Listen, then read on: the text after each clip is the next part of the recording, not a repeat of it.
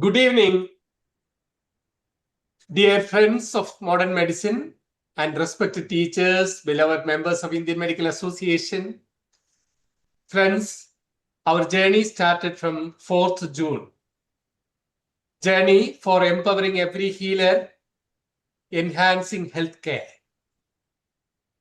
We welcome you all to Indian Medical Association College of General Practitioners Kerala chapter. Friends, with immense blessings from all of you and under the able leadership of Dr. M.N. Menon, our beloved state president, and Dr. Roy R. Chandran, as our ever-encouraging state secretary of Indian Medical Association Kerala State Branch, and leaders like you. Friends, we are going through a journey of empowering ourselves with essentials of every day in modern medicine. As you all know, we have a WhatsApp channel where we deliberate, we share a lot of things, and please be part of it. And please also share your views, your suggestions at IMA CGP Kerala@gmail.com. As you know, this webinar series started from the 4th June 2026. Is continuing on it's a medical webinar of utmost importance, right? Now, after one more session, we will be, switching to a Vande Bharat mode, where we'll have a grand round series for general practitioners. Grand rounds are famous in, across the globe. Now we are going to bring in 3 faculties on a particular day, where we deliberate on a somewhat similar topics, say women in health, women in primary care, or something like an oncology perspective of different perspectives. Something like that. We'll go on a faster, pace. But keeping in view to empower any doctor of modern medicine. Friends, let's not waste any time before going for the very important session for our regular practice as well as of our own care. But please do share. Whenever you get something good, please do share. Sometimes sharing may not be enough. We may have to inspire, because many of us think that we know everything. And you all have joined because you understand the relevance of, getting updated. Now let us empower our colleagues, inspire our friends to come and attend this program. Not only if they are unable to attend on, say 8 o'clock at Thursday, let us go back to IMA Kerala official YouTube channel and listen to it again. This is very important. It will bring down hospital violence. It will bring down a lot of communication issues. It will bring down a lot of litigations for sure. Together, let us learn. Please understand that the passcode and the Zoom ID and the Zoom link is same on every Thursday. Thursday, 8 o'clock, we'll be here.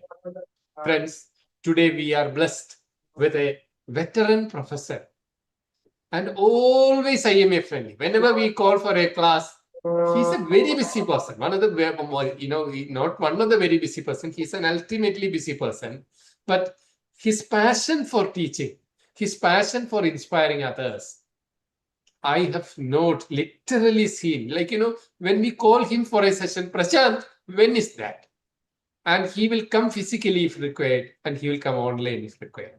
Dr. A. George Koshy, sir, is, write his initial capital A, he always ranked first.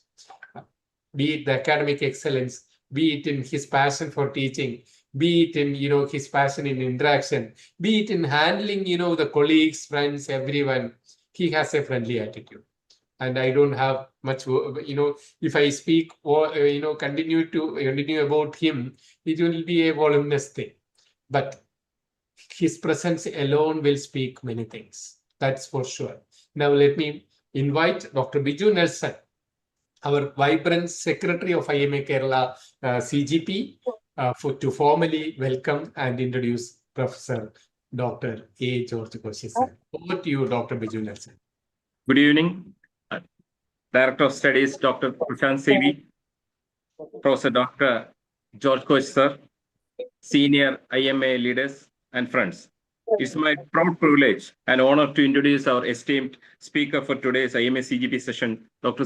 George Koshy, a highly respected senior consultant cardiologist with decades of distinguished service in clinical cardiology. Presently, he is working as a consultant cardiologist at Cosmopolitan Hospitals, Thiruvananthapuram. He was a former professor and head of Department of Cardiology, Government Medical College, Trivandrum. Former director of Kerala Heart Foundation and honorary cardiologist to the governor of Kerala. He was also the president of Kerala chapter of Cardiology Society of India, Interventional Cardiology, and Indian Academy of Echocardiography. He has been an examiner for DM cardiology of several universities and the national board. Dr. Koshy is widely admired for his vast clinical experience, sound academic knowledge, and unwavering commitment to patient care. Throughout his career, he has played a significant role in advancing evidence-based cardiovascular practice and has mentored a number of young physicians to our nation. His practical approach to managing common and complex cardiac disorders have earned him the respect of both colleagues and patients. Today, he will be sharing his valuable insights on mastering dyslipidemia, a subject of great relevance to all practicing physicians. I'm confident that his presentation will enrich our knowledge and help us improve the quality of care we provide to our patients. On behalf of IMA CGP, I extend a warm welcome to Dr. George Koshy and invite him to deliver his address. Thank you. Welcome, sir. Thanks a lot, Dr. Biju Nelson. Dear sir, over to you. Now let us, hear from our beloved Professor Dr. A. George Koshy, sir. Thank you very much. Let me share my slides. My slides are visible? Yes, sir. Yes, sir. Okay. Good evening. Let me first of all thank the IMA Kerala State College of General Practitioners and especially Dr. Prashant and Dr. Biju for this kind invitation. The topic which has been given to me is mastering dyslipidemia. I think it's practically very, very important to understand about dyslipidemia. I will take you to the first MBBS days to get the background about why should we treat the cholesterol problem. So let us start with some basic concept. Cholesterol is not all that bad. We should understand that cholesterol is essential for cell membrane, steroid hormone, bile acid, and vitamin D. So we do require cholesterol. But dysregulation of the lipid metabolism and increase in the serum cholesterol, increase in the LDL cholesterol ultimately leads to atherosclerotic cardiovascular disease. ASCVD is a well-accepted short form for atherosclerotic cardiovascular disease. And lipid-lowering therapy targets the different steps of cholesterol metabolism. We know during our first MBBS days, one important essay question is the cholesterol biosynthesis, and we by heart all those steps. So it's important. And something very, very fundamental, which we should all understand in very clear terms. The sources of cholesterol. Where does the serum cholesterol come from? The cholesterol in our body. We have the dietary cholesterol, which is actually exogenous. The cholesterol which comes from our food. How much is the contribution? It is only 20 to 30%. But the hepatic synthesis of the endogenous cholesterol is 70 to 80%. This is a very, very important concept.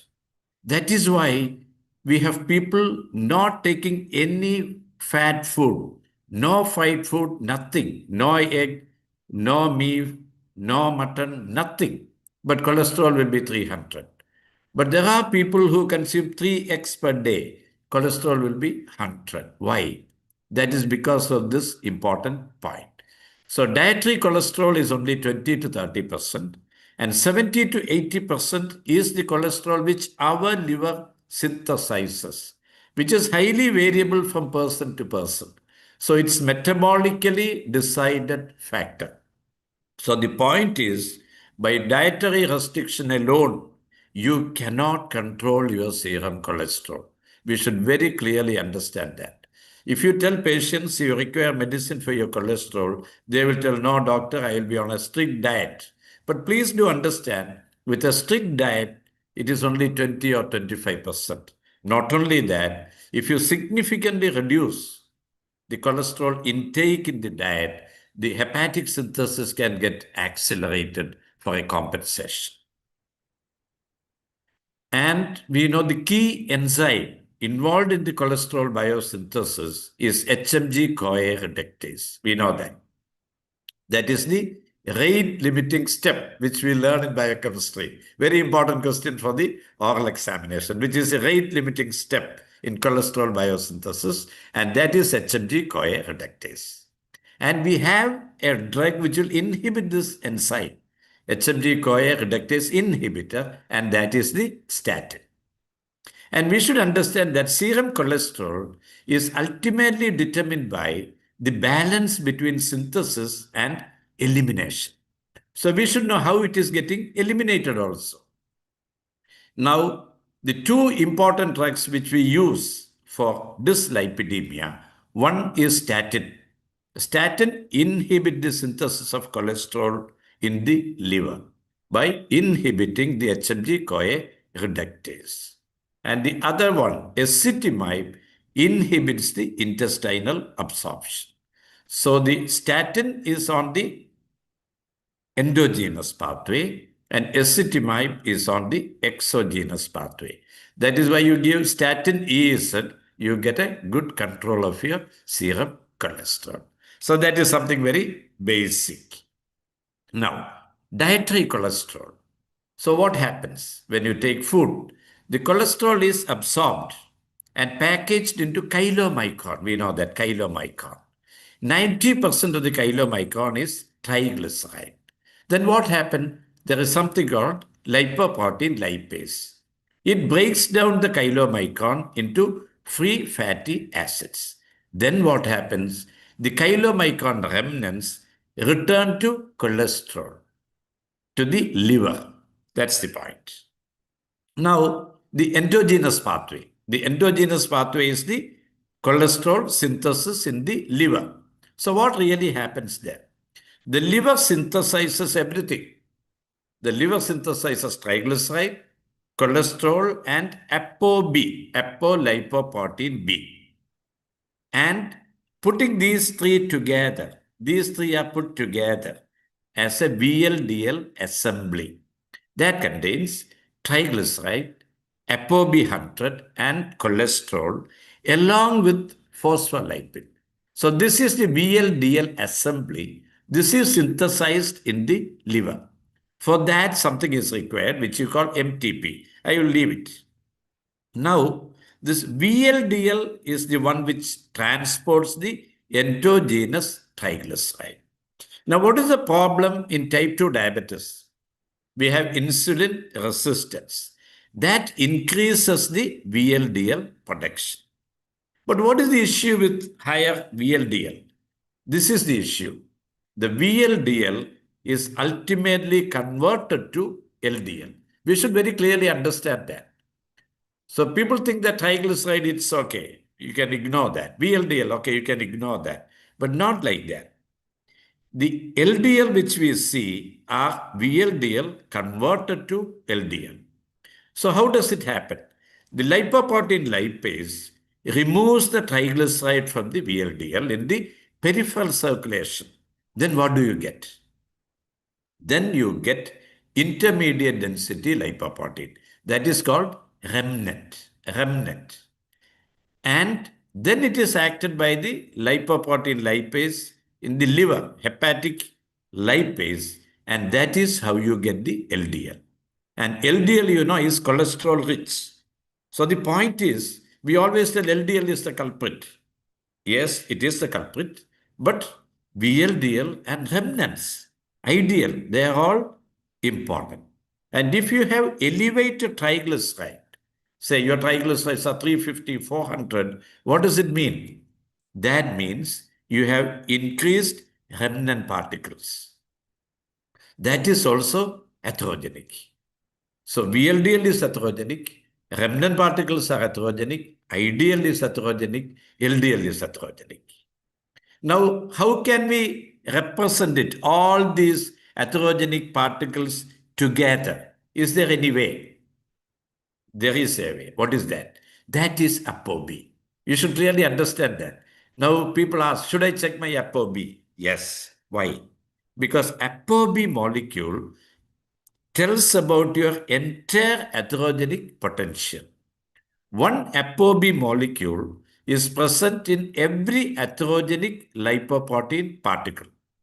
So one VLDL has one ApoB, one IDL has one ApoB, LDL has one ApoB. Lipoprotein A also has one ApoB. So I'll just tell one example. See, two people having LDL cholesterol of 80 milligram. In one person, it may be small, dense LDL. So if it is small, dense LDL, the number of particles will be more. So the ApoB will be more. That is far more atherogenic. Whereas another person with the same level of LDL cholesterol, if it is large, fluffy particle, the number of ApoB molecule will be less. So it will be less atherogenic. I think you get that point. So ApoB indirectly tells about your quality of LDL. Because LDL you have small dense LDL which is highly atherogenic. Those people with small dense LDL usually have elevated triglyceride, low HDL, and their ApoB tend to be higher. Whereas people with large fluffy LDL particles usually have fairly normal triglyceride and their ApoB may not be excessively high. And small dense LDL develops in insulin resistance. That is why the diabetic dyslipidemia, we always tell that. Diabetic dyslipidemia is very bad. But if you measure the LDL, LDL may not be too bad. LDL may be something like 100, 110. But you measure the triglyceride, 240. You measure the HDL, 35. You measure the ApoB, 130. So that is the importance of ApoB. Now, how the cholesterol gets eliminated from our body, that's also important. The LDL binds hepatic LDL receptor via the ApoB100. That again happen in the liver, internalization and lysosomal degradation. For that, you require LDL receptor. That is the point. So your liver should have LDL receptors. There is a condition called a familial hypercholesterolemia, in which the LDL receptors are defective. In the homozygous FH, there are no LDL receptor. Then the LDL will be something like 700. In heterozygous familial hypercholesterolemia, 50% LDL receptors are there. The LDL value will be something like 250 or 300. So the practical point, if you encounter a patient with LDL value more than 180 or 200 milligram, always consider that he could be having heterozygous familial hypercholesterolemia because he has defective LDL receptors. And PCSK9, you will be familiar with that term now. PCSK9 promotes LDL receptor degradation. So that is again important. So if you have lesser LDL receptors, your LDL will be high in the serum. And if you inhibit the PCSK9, then what will happen? The LDL receptors will be available for eliminating the cholesterol. So that is how the PCSK9 inhibitors like evolocumab and all act. And the new drug, inclisiran, actually interferes with the synthesis of PCSK9. Okay. Now, what does HDL do? The reverse cholesterol transport. HDL removes the cholesterol from the macrophages. So HDL function is more important than concentration. This is again a very important practical point which we should understand. Do not think that people with HDL 120 milligram is all protective. No. There is something called dysfunctional HDL. Every HDL is not protective. What is more important is the quality of HDL. So even if your HDL is only 40 milligram, if it is qualitatively good, that is better having a higher dysfunctional HDL. Now, the last slide in relation to the biochemistry, and then we will go to the clinical aspect. Form cells and atherosclerosis. What really happened? We should clearly understand. See, basic thing is endothelial dysfunction. Vascular endothelium is the barrier between the blood and the vessel wall. I will repeat that sentence.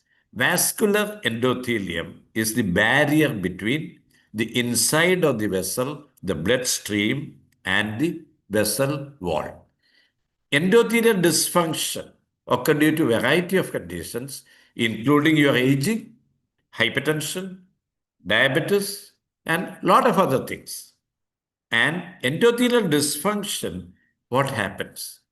Then you find the monocytes penetrating into the arterial wall. Normally, monocyte cannot get into the arterial wall. If monocytes get into the arterial wall, then you call it as a macrophage. So monocyte and macrophage are the same. When it is in the blood, you call it monocyte. When it is in the vessel wall, you call it as a macrophage. The other point is when there is endothelial dysfunction, the LDL and the remnants also get into the vessel wall. So two things get into the vessel wall because we have a defective endothelium.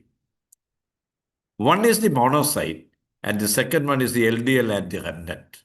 Then in the vessel wall, the LDL gets oxidized, inflammation, and then what happens? It gets into the macrophage. And then you call it as a form cell. And that is the beginning of atherosclerosis, which you learn in pathology. The fatty streak. At what age it starts? Maybe at the age of 10 years, 12 years, maybe even earlier. And then you go through a long journey. The form cells, the fatty streak, the fibrous plaque, and in later life, the plaque becomes unstable, platelets come, thrombus, MI, stroke, whatnot. So the point is, if you're having an excellent vascular endothelium, nothing can affect you. No macrophage will get inside. No monocyte will get inside. No LDL will get inside. You will not develop atherosclerosis. But it is not like that. Most of the people do have endothelial dysfunction. I'm sorry for spending more time with biochemistry and pathology, but I thought it is so fundamental and we should understand that. Now coming to the clinical aspect. Lipid profile. What are you looking at?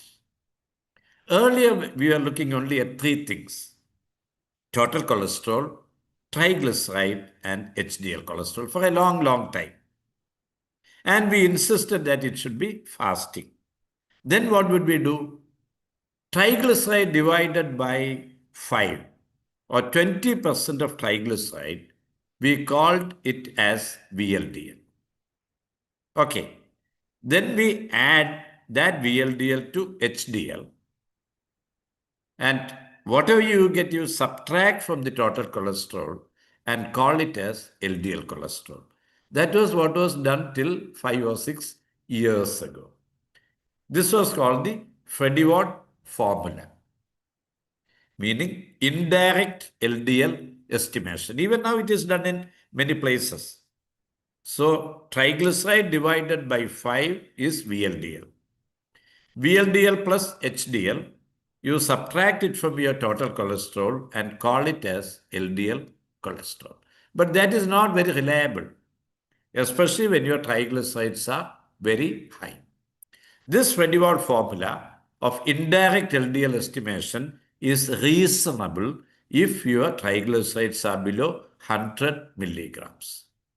But if your triglycerides are more than 200 milligram, certainly you have to do a direct LDL estimation. So that's one important point. So when you order for a lipid profile, you ask for a direct LDL estimation. It's not very expensive. Now, VLDL cholesterol is not usually directly measured. It is taken at 20% of TG. So if your TG is 100, they will put your VLDL as 20 milligram. Now, non-HDL cholesterol again is a good concept. Why? Because HDL cholesterol is protective, all others are bad.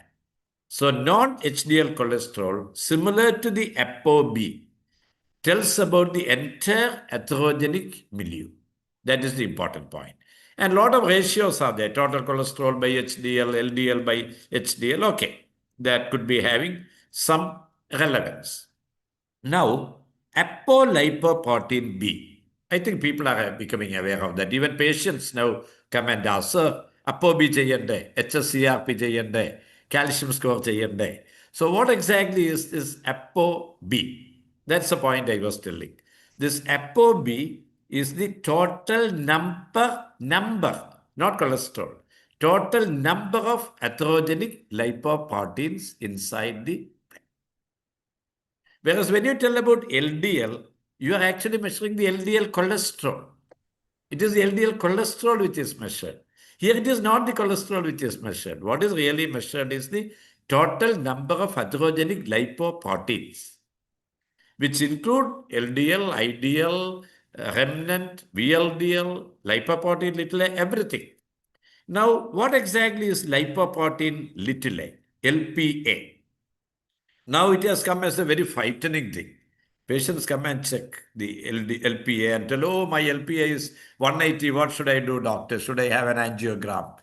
We should understand that it is a genetically determined thing. 95% of LPA is genetically determined. And currently, treatment for that to bring down is available only in a limited manner. I will come to that shortly. Now, qualitative LDL assessment is good. It is available. As I mentioned, you have the small dense LDL, which is atherogenic. So even if your LDL is only 100 milligram, if it is small dense LDL, it is bad. Now, how do you decide whether your LDL is small dense LDL? Three important points. Number one, if your triglycerides are very high, whatever LDL you have will be small dense LDL. Number two, if your HDL is very low, something like 20 or 22 milligram, quite likely that your LDL is small dense LDL. Number three, if your ApoB is very high, that means you have more atherogenic lipoprotein particles. You are likely to have more small dense LDL. Now, the clinical points. LDL cholesterol is the primary therapeutic target, basically because the evidence, trials, everything is related to LDL cholesterol. But you should remember that ApoB is a better estimate of the total atherogenic burden. But, we don't have a lot of data for ApoB. That is why we don't speak much about that. Now, elevated triglyceride is not totally benign. People think that elevated triglycerides lead to pancreatitis, nothing more than that. Not exactly. Elevated triglycerides reflects excess remnant lipoproteins. And it is this triglyceride VLDL which gets converted to LDL. And we know HDL is protective. Now coming to 3 or 4 very, very important concepts. This is the 30-30 rule. Very interesting. In the x-axis, you have the LDL cholesterol, and in the y-axis, you have the relative risk for coronary heart disease. So you start from an LDL of 40 milligram, very low, to a level approaching 200 milligram. Now you look at that line, 30% reduction in LDL at any level leads to 30% reduction in CAD. Please do understand that it's a very important concept. So if you bring down your LDL from 150 to 105, that is 30%. You get 30% reduction in CAD. Similarly, if you bring down your LDL from 100 milligram, which is normal, to 70 milligram, 30%, there again you get 30% reduction in CAD. So that is why we tell that the lower the better. So 50 is better than 60. 60 is better than 70. 70 is better than 100. So this 30-30 rule is something very, very important. Now, another very, very important concept. I want to spend 2 minutes on this. The concept of primary prevention, secondary prevention, and subclinical atherosclerosis. As I mentioned earlier, you have endothelial dysfunction, your monocyte get into the vessel wall. Then you call it as a macrophage. Your endothelial dysfunction, your LDL and remnant get into the vessel wall. LDL gets oxidized, gets into the macrophage, you have formed cell. Atherosclerosis has started. At what age? Maybe 10, 12, 15. Then a long latent period, that is what is shown there. The plaque builds up. The fatty streaks, the fibrous plaque, then the plaque remains stable for a long time. And then, the fibrous cap of the plaque ruptures. The plaque rupture. And then what happens? The platelets gets activated. Activation on the coagulation cascade. Depending on which vessel it happens. If it's happening in the coronary artery, the LAD plaque gets ruptured, attracts the platelets, activates the coagulation cascade. LAD is totally blocked, anterior MI, and you die at that point. Or you develop an anterior MI, you are treated and you survive. So, till you develop an MI, what will you call? The person is apparently healthy, you will tell it is primary prevention. Okay. The day he develops MI, you tell it is secondary prevention. So what is the big difference? The only difference is the plaque ruptured and there was activation of the platelet and activation of the coagulation cascade. So the point is, do not take primary prevention lightly. It is again important. You have a whole window of time available to tackle this plaque. And there comes the importance of subclinical atherosclerosis. This is now increasingly recognized. Totally asymptomatic patient. You do a treadmill test, it comes as positive. Or totally asymptomatic patient, you do a CT calcium coronary score. Calcium score is 400. You have diagnosed atherosclerosis. You look at the carotid intima media thickness. It is high. You detect a carotid plaque. Or you do the ankle brachial index, peripheral arterial disease. You detect aortic plaque. Then what do you call it? Patient is asymptomatic. So I want to stress this very, very important point because I have seen many people telling, okay, you are a healthy person, leave it. If you develop a heart attack, then you should be very serious about your LDL cholesterol. Then it is secondary prevention. But primary prevention, okay, it's not like that. Primary prevention and secondary prevention is a continuum. And the subclinical atherosclerosis in between. One fine morning you realize that you are changing from primary prevention to secondary prevention because you developed MI the previous night. So do not take primary prevention lightly. It's very, very important you control your LDL even if you are completely healthy. And the third very, very important concept of cumulative LDL cholesterol burden. This is similar to smoking. The pulmonologists tell how many cigarettes you were smoking for how many years. Suppose pack years, people tell smoking 30 cigarettes a day for 20 years, very bad. Same is for LDL cholesterol also. How long your cholesterol remained elevated and at what level? At what level and how long? And there is a threshold, something like arbitrary, 6,000 milligram years. I'll tell an example. Suppose your LDL cholesterol is 60 milligram. It will take 100 years for you to reach 6,000. You'll die due to something else before that. So chances are that you will never develop an atherosclerotic cardiovascular disease. But if your cholesterol is 200 milligram, you are a heterozygous familial hypercholesterolemia. You are not treating that. Primary prevention, we will leave it like that. But you reach that 6,000 by the age of 30 years. You develop an MI. So the lower the better, the earlier the better. That's very important. So what are you waiting for? Are you waiting for the plaque to build up? So the earlier the better. So the LDL should be attacked as early as possible. I want you to concentrate on that starting high dose statin. Do you see that red line? That red line is the heterozygous familial hypercholesterolemia. Most of these people develop MI at the age of 30 to 35. But if you put them on high dose statin, you can change the curve down so that you will not reach that threshold till the age of 50 years or 55 years. So start treatment early. Like diabetes, like hypertension, dyslipidemia also start treatment early. What are you waiting for? Now, something very, very practical which everyone should know.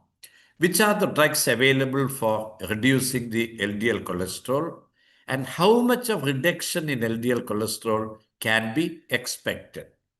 Moderate intensity statin meaning something like 10 milligram of rosuvastatin or 20 milligram of atorvastatin will reduce LDL cholesterol by 30%.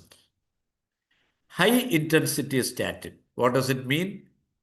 40 milligram of rosuvastatin or 80 milligram of atorvastatin will reduce LDL by 50%. Now, if you add ezetimibe to high-intensity statin, you get 65% reduction in LDL cholesterol. But ezetimibe alone is not very powerful. Why? Why? Back to our biochemistry, dietary cholesterol is only 20%. 80% is the cholesterol we synthesize in our liver. So put together, it is 65%. And now we have very powerful drugs, the PCSK9 inhibitor like evolocumab, Repatha, which is available, and inclisiran, that is also available in India. It alone will reduce LDL cholesterol by 60%. Now we can combine PCSK9 inhibitor with high-intensity statin, like rosuvastatin 40 milligram with inclisiran. Then what will you get? Or with evolocumab, then you get 75% reduction in the LDL cholesterol. Now, if you combine everything available in India now, what are they? High-intensity statin, evolocumab, ezetimibe, bempedoic acid, 4 drugs. How much of HDL reduction can you get? 85%. 85%. So if someone has a cholesterol LDL of 200 milligram, you can bring it down to 30 milligram with the drugs which are available to us now. So powerful is the lipid treatment. Now, bempedoic acid is a comparatively new drug. Standalone, it reduces LDL by 23%. Now, this is again interesting. This is very important for primary prevention, not for secondary prevention. Very interesting. 6% rule of LDL lowering with statin. You give 5 milligram of atorvastatin. How much of LDL reduction will you get? 27%. You double the dose of atorvastatin to 10. Then how much of LDL reduction? Just 6% more. Then you double that atorvastatin dose to 20 milligram. How much of LDL reduction? 39%. That is all. So if you increase the dose of atorvastatin, 16 times. 5 milligram becomes 80 milligram. Then only you get double reduction in the LDL cholesterol. 27 will become 54. Why is this important? Because a lot of us are walking around with LDL cholesterol of 130, 145, 150. You are not too happy to start the lipid journey because you think, why should I start? But it's not like that. You just take 5 milligram atorvastatin.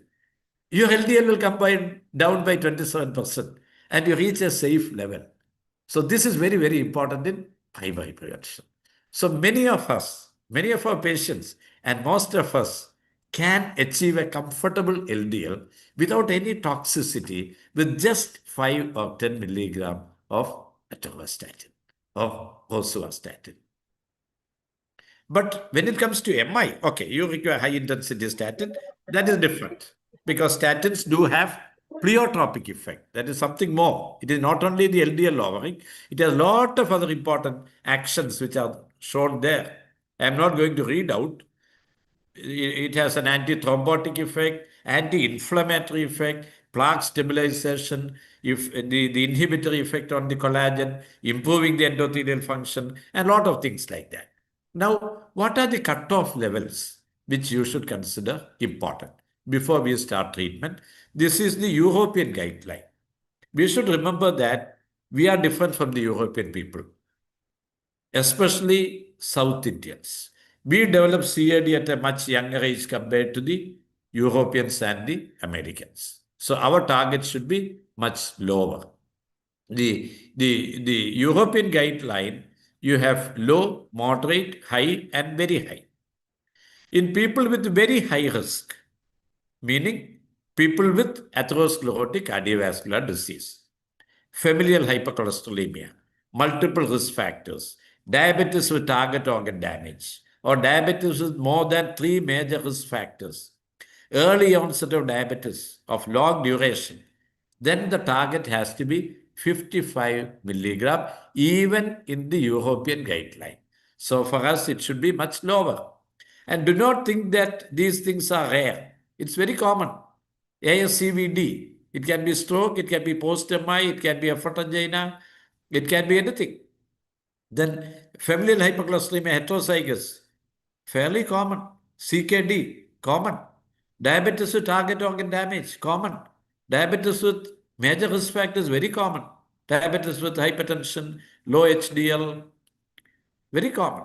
So a lot of people come in this high risk category, 55 milligram. But recently in 2026, the Europeans became wiser. They brought a new category called the extreme risk category, in whom the LDL should be brought down to 40 milligram. 40 milligram. Who are those people? People with atherosclerotic cardiovascular disease. Someone developed an MI. He is already on treatment with high intensity statin. The LDL is 54, still developing an MI. What can you do?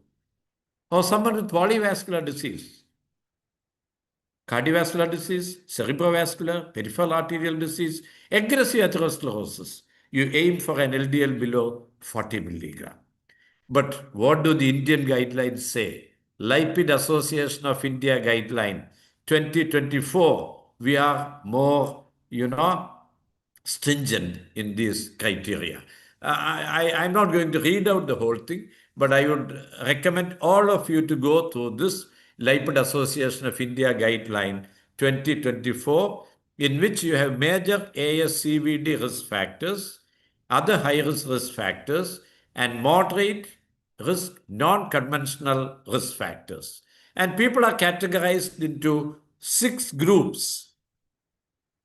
It's available in the net. I am not going to read out because it will take a long time. But please do understand the target in each of these groups. So in everyone, the LDL has to be below 100 milligram. In any patient, the LDL should be below 100 milligram. In moderate risk group, preferable to have the LDL below 70 milligram. All high-risk patients below 70 milligram.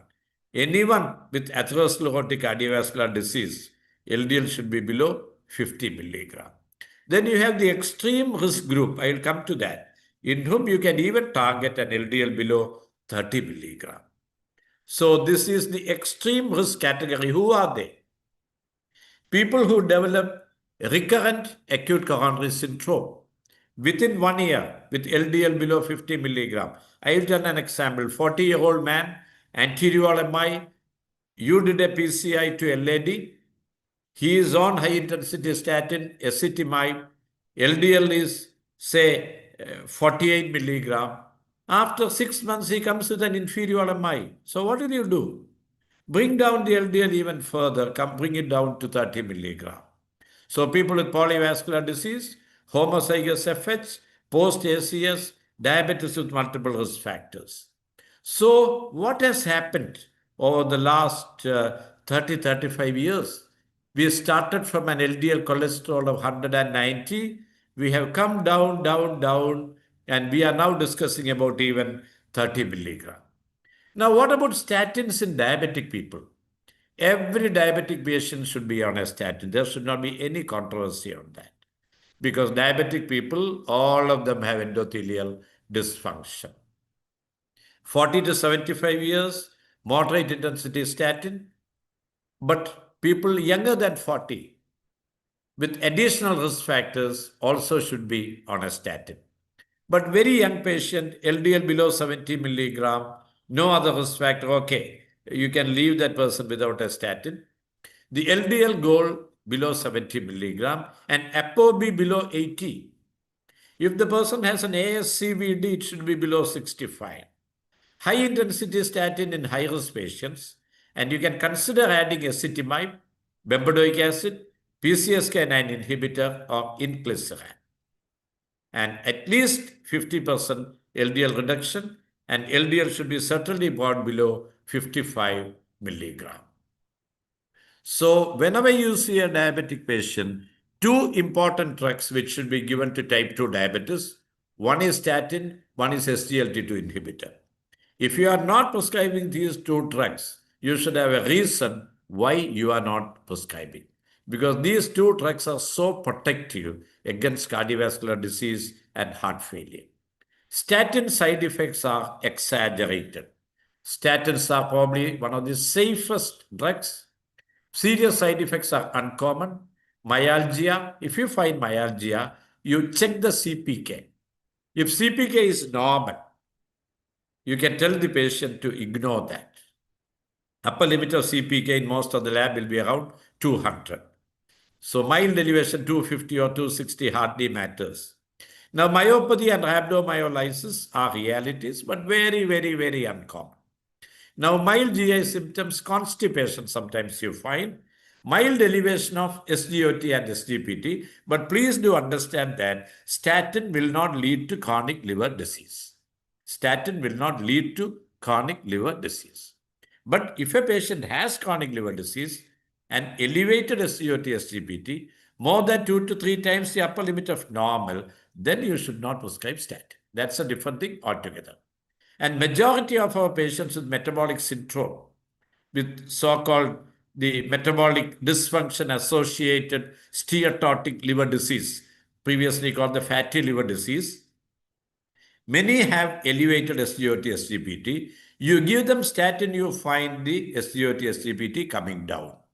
But if the baseline SGOT, SGPT is more than twice the upper limit of normal, you should not start a statin. You should not start a statin. Except controlling that or in consultation with a gastroenterologist.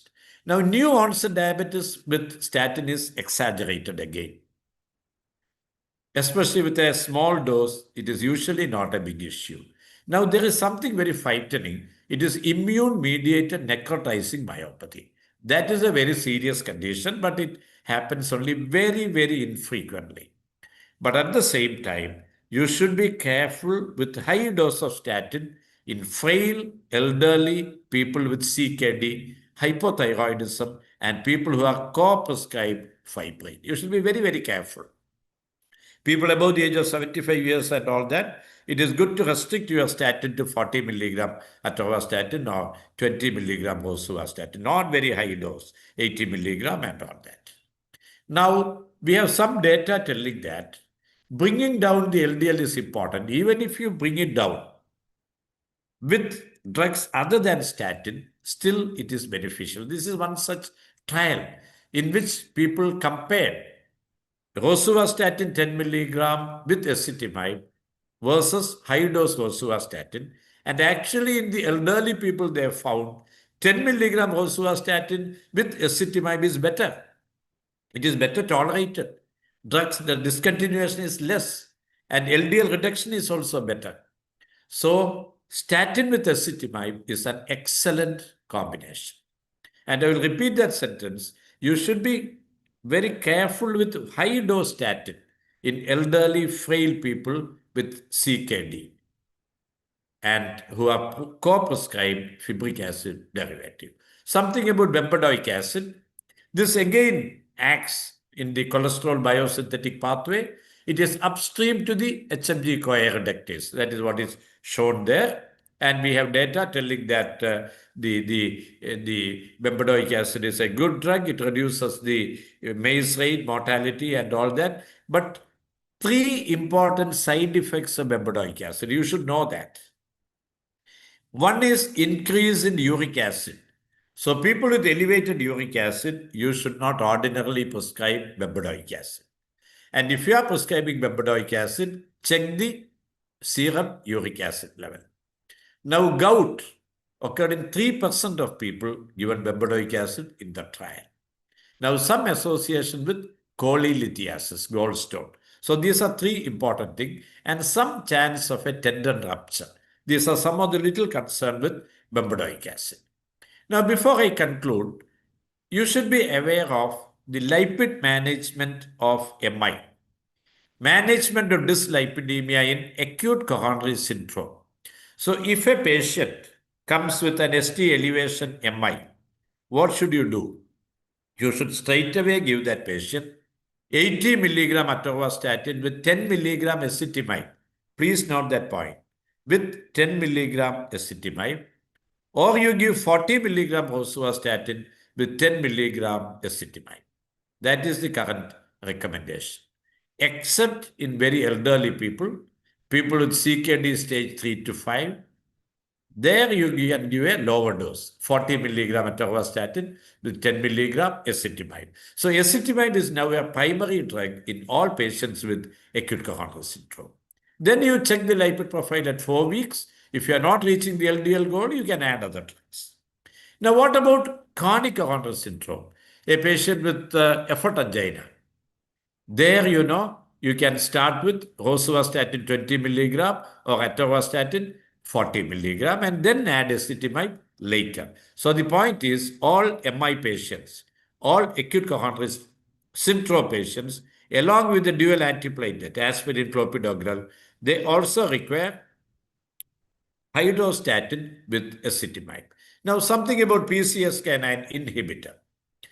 We have a drug called evolocumab, very, very powerful drug. And this is one trial in which the LDL was brought down from 90 milligram to 30 milligram. 30 milligram. And a good trial, and they found it did reduce the cardiovascular mortality, MI, and stroke. So bringing down the LDL from 90 milligram to 30 milligram was beneficial. Now the new drug, people call it as a lipid vaccine. Which is that drug? That drug is called inclisiran. It is a bit expensive. One injection costs around 80,000 rupees. And this is the way it is given. You give one injection, then the second injection after 3 months, the third injection after 6 months, and after that, once in 6 months. So something like a vaccine. An injection once in 6 months, which will reduce the LDL cholesterol by 50 to 60%. 50 to 60% with 2 injections in 1 year. And how does it act? That's the point I was telling. Inclisiran It is a small interfering RNA. It gets into the hepatocyte. And then it gets into the RNA-induced silencing complex. I am not going into the complexities of that. Ultimately, it leads to prevention or the production of PCSK9. That is the action, so that you will have more LDL receptors available for LDL elimination. Now, before I conclude, just 5 minutes focusing on the elevated triglyceride and low HDL. Fasting triglyceride above 500. What is the commonest cause? Commonest cause is alcohol.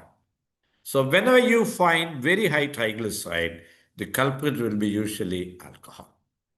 So you should strongly recommend the patient to reduce alcohol, and that is very, very effective.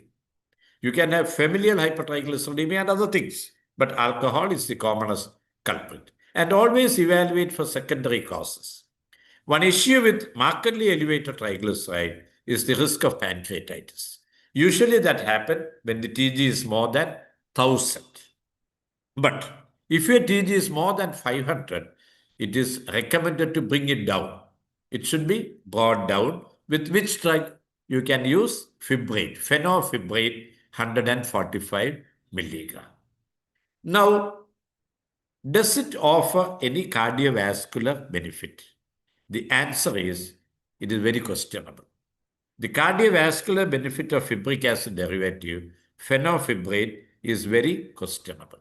It protects you from pancreatitis. So what should you do? You have a post-MI patient.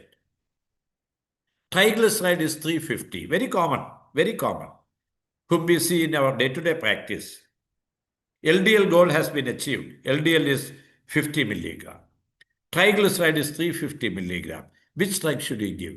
We all give fenofibrate, but that is not the drug to be given. That's my point. The drug is icosapent ethyl. This is a new drug, icosapent ethyl. It is available in India. 1 gram. The dose is 2 gram twice daily, IPE. It's very useful because it reduces the outcome. It improves the outcome. Now, should you concentrate on HDL? No drugs to elevate HDL. It is of no use. This is just to show that fenofibrate does not offer any cardiovascular benefit other than protecting from pancreatitis, whereas icosapent ethyl, the drug which I mentioned just now, 2 gram BD, is certainly useful in reducing the mortality and improving the outcome. Now, the last 3 slides. What exactly is this lipoprotein little a? See, one is the LDL particle, the other one is the lipoprotein little a particle. They look alike. One difference is that green thing. What is that green thing? That is a glycoprotein. It is a glycoprotein called apo-little a. It should not be confused with apo-capital A. Apo-capital A is protective. It is linked to the HDL cholesterol. Apo-little a is very, very bad. Very, very bad. This is looking like plasminogen and as bad as plasminogen. This is linked to the ApoB with a disulfide bond. So the inside, it is all like LDL. In addition to that, it has this ApoA. This ApoA makes it very atherogenic. It starts behaving like plasminogen. So in addition to the potential of producing atherosclerosis, it also is prothrombotic, like the plasminogen. That's very, very dangerous. It's highly atherogenic. So the lipoprotein little a represented in 2 manners, in milligram per deciliter and nanomole per liter. The one which is recommended is nanomole per liter because it tells about the number of the particles, whereas milligram per deciliter is the mass. So whenever possible, order for lipoprotein little a in nanomole per liter. But most of the studies are all with milligram in deciliter per deciliter. What is the safe level? Below 30 milligram is the safe level. Below 20 milligram will be better. Anything above 50 milligram is bad, and as is shown there, as the lipoprotein little increases, the lifetime risk for major cardiovascular events also increases. And lipoprotein little is also increases the risk of aortic valve stenosis. Calcific aortic valve stenosis in the elderly is a very important problem with the increasing longevity. So those people with high lipoprotein little it is an important factor. And lipoprotein little is much more heterogenic than LDA. And how can you manage this elevated lipoprotein little A? Lot of drugs are going to come. At this point of time, these drugs are not available. But what can we do? Number one, if the lipoprotein little is very high, you can consider giving small dose of aspirin because there's an 80% reduction in the event rate, especially if they have high risk of ASCVD. And there are a lot of other things which I am not telling. What does statin do? Statins do not reduce lipoprotein little a. Some studies have shown that it can even increase lipoprotein little a little bit. But the newer drugs, the evolocumab and inclisiran, can reduce the lipoprotein little a by 25 to 30%. But there are a lot of new drugs coming. I am not going to read out the whole thing. There's a drug called pelacarsen. And some drugs like this, lepodisiran, which reduces the lipoprotein little a by 97%. These drugs are going to come to the market in the next 6 months. So things are going to change. And what is the current recommendation? Lipoprotein little a level above 50 milligram should be considered in all adults as a cardiovascular risk advancing factor. And it's mandatory that lipoprotein little a should be measured in everyone once in the lifetime. So I think I will conclude my talk. Dietary cholesterol contributes to only 20 to 30% of serum cholesterol. And most important substrate for cholesterol synthesis in the liver is not fat. What is it? It is glucose. Acetyl-CoA, acetoacetyl-CoA, it goes like that. The cholesterol biosynthesis and free fatty acid. Concept of cumulative LDL burden. Treat early. What are you waiting for?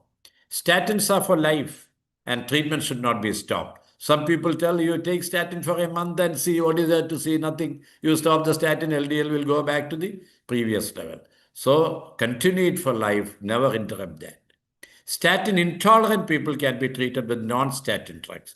A lot of them are there: ezetimibe, bempedoic acid, evolocumab, inclisiran. And inclisiran is emerging as a safe drug with excellent patient compliance, a lipid vaccine. Now, drugs targeting elevation of HDL like nicotinic acid are not effective. Strong relation between LDL cholesterol and atherosclerosis. ApoB may be a better marker in those with elevated TG and or elevated lipoprotein little a. And when you come to the treatment, statins are the primary drug. Ezetimibe is a second add-on drug because you are attacking the exogenous pathway and the endogenous pathway. Bempedoic acid, PCSK9 inhibitor, inclisiran, add-on drugs. TG above 500, risk of pancreatitis, fibrates. But fibrates do not protect the heart in any significant manner. So high-risk people with lesser triglyceride elevation benefit by icosap and ethyl. More aggressive approach and lower LDL goal in secondary prevention. Lipoprotein little a is genetically determined and yet not a primary target. I think with that, I will stop my talk and I will be happy to answer any questions. Thank you very much. Thank you for listening to a very, very lengthy talk because I thought Dr. Prashant told I should go very slow. That is why it took such a long time. Sorry for that. No worries, sir. Thanks a billion, sir. Actually, it is one of the finest session that we had.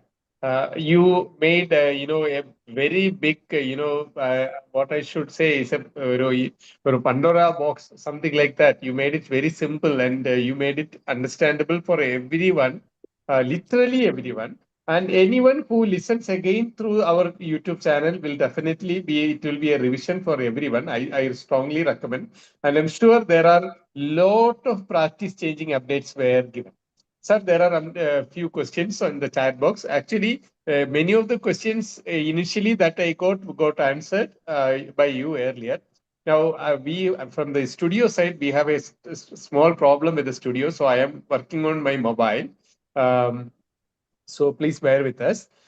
Sir, the primary question was, the quality of HDL. You referred to quality of HDL rather than the quantity of HDL. How to enhance quality of HDL? That was a question. See, that is actually a sort of a research area. It is not commercially available, the different types of HDL and how to look at that. One or two practical point, the HDL which is increased by alcohol is supposed to be not very protective. It's a bad news, but that's a reality. Whereas the HDL which is elevated with regular exercise and weight reduction is supposed to be protective. It's not a good news, but that's a That reality. is a good news, sir, because I am the state chairman of the prevention of substance abuse. Okay, so I think, yeah. Okay, And more okay, than sir. that, the Sir. alcohol increases the triglycerides, Sir. which is bad. And triglycerides are bad because you get more of Yes. VLDL, more of remnant, and the VLDL gets converted to LDL. And Sometimes remnants truth are is very bitter. bad. They get into the arterial wall. Yes, sir. Sir, next question is related to that in some way. You spoke about endothelial dysfunction, and the people are, our primary general practitioners are encouraged to make everyone healthy, especially preventing comorbidities. So our question is, how to make endothelium healthy, or if endothelial dysfunction has occurred, do you suggest some measures to, prevent further damage? I think basically it's a holistic approach, starting from a young age, diet, exercise, optimum weight, everything which we discuss every day, but none of us practice. Yes, sir. And it should start from a young age. A good example, when I was studying in school, there will be one boy who is a little obese, and people will call him Tadian and all that. Now you go to a class, you hardly find a thin boy. Everyone is obese. Everyone is obese. Metabolic syndrome, fast food. Everyone gets into the lift, car, no exercise, nothing. So I think it should be a holistic approach. Healthy, hard diet, weight reduction, and things like that. And all the more important if your family background is bad. Those people who have a strong family history of CAD have to be all the more careful. And addressing the risk factors from a young age, that's the important point which I want to stress. The important 3, 4 risk factors: smoking. I don't have to discuss about smoking. Passive smoking is as bad. So smoking is completely out. Tobacco in any form, completely out. Any drug which Dr. Prashant will be able to enumerate, they are all bad. Now, controlling hypertension at a young age, because many times you find, recently we conducted a survey when I was in Thiruvananthapuram Medical College in the school children, blood pressure. Do you think 10% of our children are hypertensive? But people do not want to treat. They will ask, what are you waiting for? You want the plaques to build up. Similarly, type 2 diabetes on the increase, metabolic syndrome on the increase. A lot of people with HbA1c between 5.7 and 6.5. What are you waiting for? A lot of people with elevated triglyceride. Lot of people with low HDL. So these should be our targets. And very important target is, I mentioned, the LDL cholesterol. Because if people take primary prevention very lightly. So best example, you take a 30-year-old man, obese, BMI 32, HbA1c 6.15, blood pressure 140/96, LDL 115. He is very happy, but are you happy? Certainly not. A collection of multiple risk factors. This fellow should have the LDL brought below at least 70 milligram with statin starting at that point of time. Sir, before going to that gross clinical question, there is one more basic question. How can we reduce hepatic cholesterol synthesis? Hepatic cholesterol synthesis. Okay. Hepatic cholesterol synthesis, you have no control. Only drugs have a control. There are two things. One, you can reduce the synthesis. Second, you can increase the elimination by uptake. Sir, Now there was a the sub-question. There was the a sub-question. synthesis, you had to give an HMG-CoA reductase inhibitor like Yes. statin. Now, for elimination, you can concentrate on the LDL receptor, the PCSK9 mediated, either a PCSK9 inhibitor or something which interfere with the synthesis of PCSK9. We have no control over that. That's what I was telling. Do not think that you can control your serum cholesterol with diet. It is not possible. Sir, It there will was a come down by sub-question. 15% or 20%, not more than Yes. that. Yes. If your Yes. LDL to begin with is 180 milligram, it's not possible to bring it down to 70 milligram with diet alone. Yes, sir. Sir, glucose, you told about glucose, and is the low carb diet do have any relation, any help, any in any way it is going to help? I think, see, if you take the basic biochemistry, I think it is the pyruvate kinase, then that's the common step. So actually, most of the cholesterol biosynthesis starts with free fatty acid and glucose. That is that glycolysis, the Embden-Meyerhof pathway. Am I right, Prashant? The Sir, Embden-Meyerhof pathway and the Krebs citric acid cycle. Because during our biochemistry days, we thought, why we are learning all this? I think all these things are so important ultimately. sir, we are going to have a first MBBS revisited in our CGP's grand round series.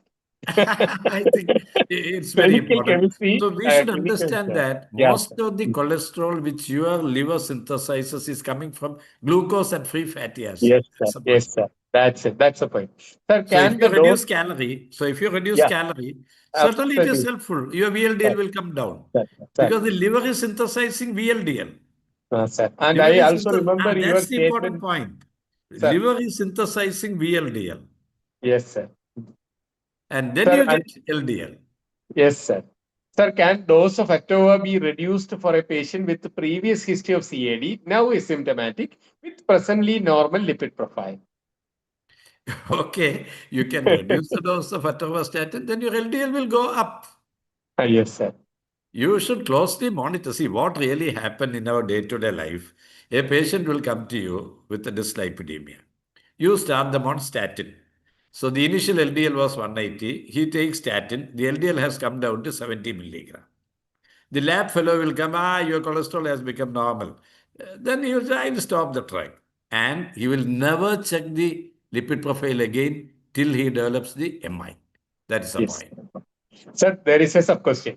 Sir, when you in a general practice setting, when you face in a middle-aged man at least, what should be the lipid profile screening and how still is it fasting lipid profile and what is the primary investigation? Second thing is how frequently they should be followed up with the lipid profile estimation.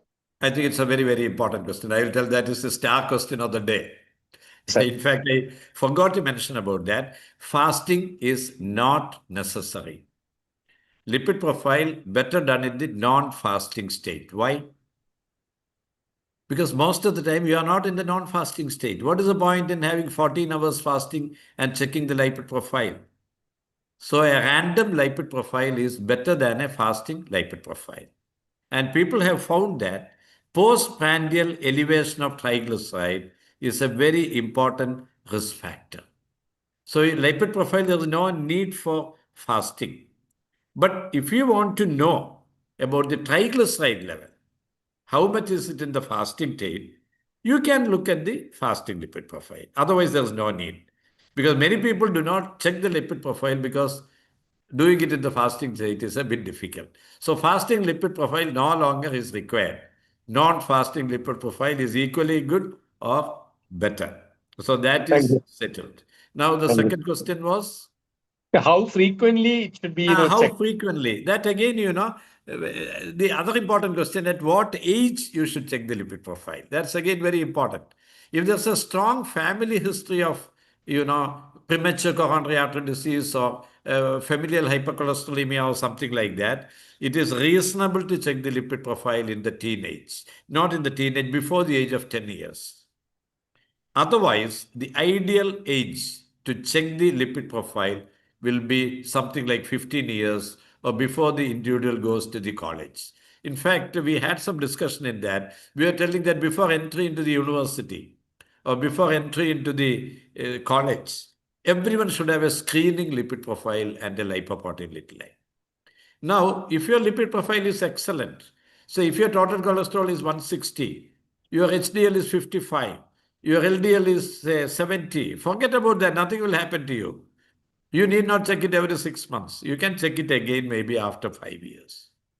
Not more frequently than that. It's not going to change unless you are completely going to change your diet pattern. You are going to Gulf and then going to have a very prosperous life, put on 30 kilogram weight, become diabetic and all. It's a different story altogether. But those people in whom the values are borderline, it is reasonable to check it at least once in a year.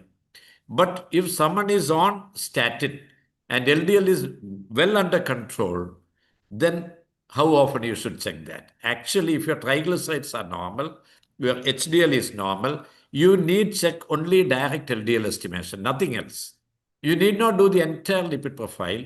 You can just check direct LDL estimation. You can order for that. It is available in the lab. Direct LDL estimation because you're interested in finding out whether LDL is in the normal range or not. Even if you do not check LDL regularly, it's okay. But you encourage the patient to continue statin. That's more important. Sir, what is the role of vitamin K2 in preventing calcium plaques? It's a little controversial area. There is some data to support that, but I don't think it is recommended as a very standard thing. I'm aware of the companies promoting that, and one or two trials are also there, but not currently recommended by the academic guidelines. Are statin per se alone diabetogenic drug? Statins are diabetogenic. The data with all statins have shown there can be a little increase in the HbA1c, but it is very, very small. It is very small compared to the substantial benefit you derive out of statin. It is more important in people who are pre-diabetic, borderline HbA1c, family history of diabetes. Such people, little extra chance with high intensity statin. But low intensity statin, that chance is not very high. Actually, people have calculated it as 1 in 300 patient years, which is not very high. But the point is, as you grow old, you will develop diabetes. The chance is very high, especially if you are a Keralite. And if you are taking statin, it will be attributed to the statin. You would have listened to people telling that to people who are given OHA develop kidney failure. Diabetes in the kidney adichu poi. That's a very common thing. Yes. They do not realize that the problem occurred because of uncontrolled diabetes. Similarly, the problem very often happens because as you age, your beta cell function comes down. You become more prone for diabetes. Of course, statins are diabetogenic in a very, very small manner, but the benefit is much more. There comes the importance of inclisiran. Inclisiran is not diabetogenic, the inclisiran vaccine. But the data is not strong at this point of time, whereas the data with statin is so strong, which has accumulated during the last 30, 35 years. The data with inclisiran is just 1 year old, so you have to wait and see. And once the drug becomes generic, it will become very cheap, like similar to what happened with the semaglutide. So I think everyone will be taking lipid vaccine twice in a year and keep the LDL around 60 milligrams. Sir, there are a lot of questions which I need to just compress it down. But still, if LDL 130 in an otherwise normal adult with no other risk factors, should we start statin? It's a little tricky question. See, before you tell no other risk factors, you should look at, I would recommend you to go through that Lipid Association of India guideline, which is available in the net. See, before you conclude that he is really low risk, when you start investigating, you find that most of us are not really low risk. Either there will be a positive family history, or blood pressure will be a little borderline, your HDL will be a little low, or your HSCRP will be a little high. Lipoprotein little may be a little high. You do a carotid intima-media thickness, it may be a little high. Or maybe something like that. So, it's very, very, if you find the individual is very, very low risk, maybe. But below 100 will be comfortable. Below 100 will be a comfortable thing. Sir, there is always a discussion about omega-3 fatty acid supplementation. And what is the role of that?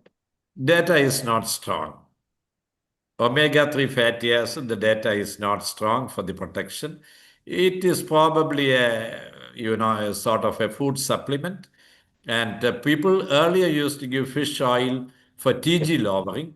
Now we know that it is not the icosapentaenoic acid and docosahexaenoic acid, which was previously given. It is the icosapent-ethyl, which has a protective value, not the icosapentaenoic acid.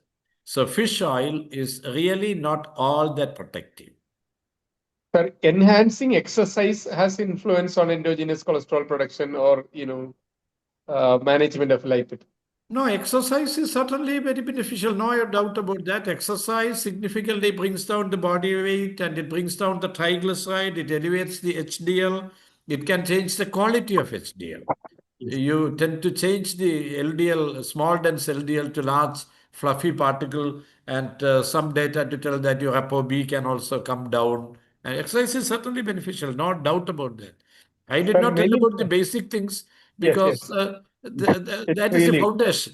Basic yes, things are sir. the foundation for everything. Yes, sir. Diet, exercise, weight, and all that. Yes. For diabetes, hypertension, dyslipidemia, that's a platform on which we are standing. Yes. Many laboratories mention normal level of LDL as less than 130. It makes it difficult to explain to patients who are at higher risk. Comments. Yeah, in fact, I have discussed with some of those labs, but I don't know why. Now they have incorporated the guideline into the Lipid Association of India guideline. Some of those labs have incorporated. It is very unfortunate that people continue to do that. They should not do that. I Sir, think in the Indian scenario, we should keep the LDL threshold as 100 milligram. That is my personal opinion.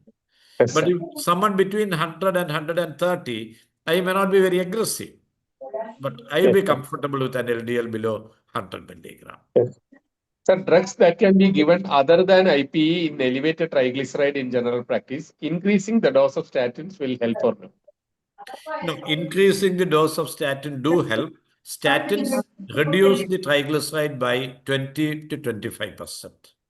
That depends on the initial level of the triglyceride. If the initial level is very high, then you get around 20% reduction. If the initial level is not very high, then you get around 10% reduction. But if your triglyceride is 1200 and all that, then statin alone will not help. Anyway, statin is a primary drug. You can give statin, then look at the non-HDL cholesterol and go along those lines. But if you want a significant lowering of the triglyceride, you have to use fibric acid derivative like fenofibrate, 145 milligram. Now, fenofibrate can be combined with icosapent-ethyl, 2 gram BD, and not only that, there is a drug called saroglitazar. Saroglitazar is good because it has an effect on the PPAR gamma as well as PPAR alpha. So it has an effect on diabetes, it has an effect on triglyceride. But combining fenofibrate with saroglitazar is not a good idea. But you can combine fenofibrate with icosapent-ethyl because they are different drugs. Sir, there are only two small questions ahead. One is aging population, sir. In geriatrics, especially frail elderly, what should be our strategy? In frail elderly, we should be very gentle in everything. Blood pressure reduction, diabetic control, lipid management, everything, because they have already completed 75, 80 years. So you don't have to be very aggressive. You have to be very aggressive in young people when the plaque is building up.